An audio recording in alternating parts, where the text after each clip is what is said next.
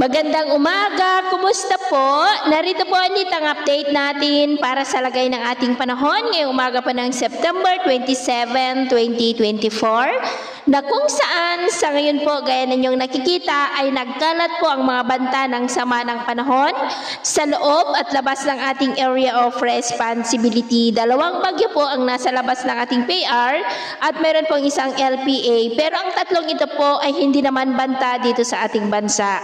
At dito po sa loob ng ating area of responsibility sa may northern part ay mayroon pong LPA na nabuo about 447 km east ng Basco, Batanes o kaya naman po ay 449 km northeast ng mainland Northern Luzon na mataas po ang tsansa na maging bagyo yan between 12 to 36 hours at tatawagin po sa local name na Bagyong Julian habang papalapit po dito sa northern part ng Northern Luzon na magdudulot ng cloudy skies with isolated rains dito sa norte at extreme Northern Luzon sa mga susunod na oras. At hindi pa rin po inaalis ang posibilidad na aabot po yan into typhoon category na banta pa rin dito sa norte at Taiwan. At ang development po nito ang ating babantayan kung matutuloy po yan o hindi. At ito naman ay pinapakita ng forecast model natin pong ginagamit hanggang po sa susunod na 2 linggo. At sa lagay po ng ating panahon, ngayong madaling araw dahil po sa trough ng potential na bagyong Julian ay meron na pong mga isolated rains.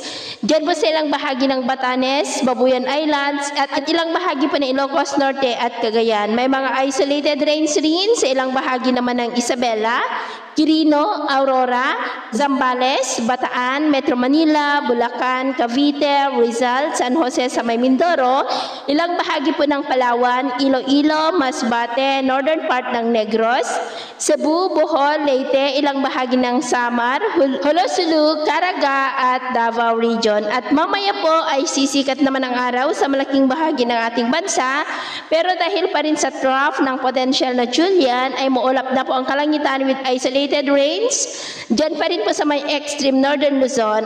At dahil naman po sa mga localized thunderstorm ay maulap rin ang kalangitan with isolated rains sa ilang bahagi ng Ilocos Norte, Laguna, Pangasinan, Zambales, Bulacan, Metro Manila, Nueva Vizcaya, Quirino, Pampanga, Aurora, Calabarzon, Marinduque, Iloilo, Tacloban, ilang bahagi ng Samar at Bislig. At mamayang hapon, mas maraming lugar na ulit ang makakaranas ng mas maulap na kalangitan with isolated rains, lalo na po dyan sa ilang bahagi ng western section ng Northern Luzon at extreme Northern Luzon, maging po sa ilang bahagi ng Cagayan.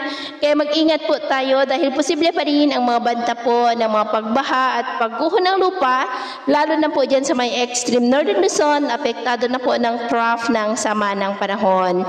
At sa atin naman pong mga baybayin, wala pa rin naman po tayong nakataas na namang gale warning signals, pero iba yung pag-ingat lamang po kung papalaot tayo para po mas makaiwas sa mga sakunang pangkaragatan. So yun po ang latest update natin sa araw na ito. At ako po muli si James na nagsasabing sa kahit anong pagsubok po na darating sa ating buhay, huwag na huwag po tayong mawawalan ng pag-asa. Thank you and God bless.